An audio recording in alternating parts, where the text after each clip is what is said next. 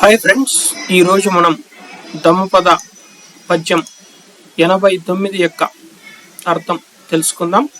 Friends, బుద్ధుడు ఈ విధంగా చెప్తాడు: ఎవరు సంబోధి అంగాలు ఆచరింతురో, ఎవరు ఆశ మరియు ఆరాటం లేకుండా అపరిగ్రహమును ఆనందింతురో, వారు చిత్త మాలిన్యములు లేని ప్రకాశవంతులు, ఈ లోకంలో నిర్వాణం పొందినవారు. అది ఫ్రెండ్స్.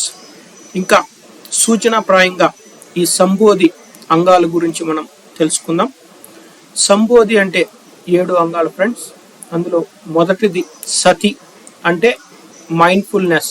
మనం ఎప్పుడు వర్తమానంలోనే జీవించడం, ప్రజెంట్ మూమెంట్లోనే ఉండడం అనేదే సతి ఫ్రెండ్స్. ఇక రెండవది దమ్మ విచయ, అంటే మన మానసికంగా శారీరకంగా జరిగే ప్రతి వాటిని మరింత లోతుగా విశ్లేషణ చేయడం. ఇక మూడవది ఎనర్జీ, అంటే ఎఫర్ట్స్.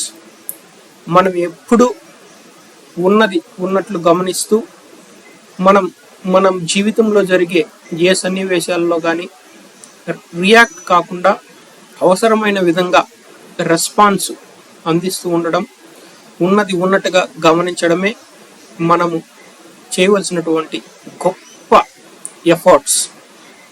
అది ఫ్రెండ్స్. ఇక నాలుగవది, అంటే మనం ఎప్పుడైతే వర్తమానంలో జీవిస్తూ మన యొక్క శారీరకంగా మానసికంగా జరిగే మార్పులను గమనిస్తూ ఎప్పుడు రియాక్ట్ కాకుండా ఉన్నది ఉన్నట్లు గమనిస్తామో అప్పుడు మనకి ఒక ఆనందమయ స్థితి ధ్యానంలో కలుగుతుంది. అది నాలుగవది. ఇక ఈ ఆనందమయ స్థితి ఇంకా కొనసాగడం వలన మనము మరింత ప్రీతి పొంది ఒక ట్రాంక్విలిటీ అనే స్థితికి మనం చేరుకుంటాం. ఇదే 5వ స్థితి.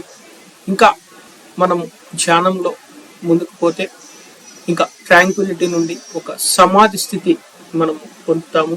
ఆ సమాధిని ఇంకా ఎంతో ముందుకి వెళ్ళినప్పుడు మనకు ఉపేక్ష, అంటే దేనికి బంధింపబడకుండా బంధ విమోచన స్థితిలో మనం ఉన్నది ఉన్నట్లుగా గమనించే స్థితిలో ఒక అత్యుత్తమమైనటువంటి స్థితికి చేరుకుంటాం.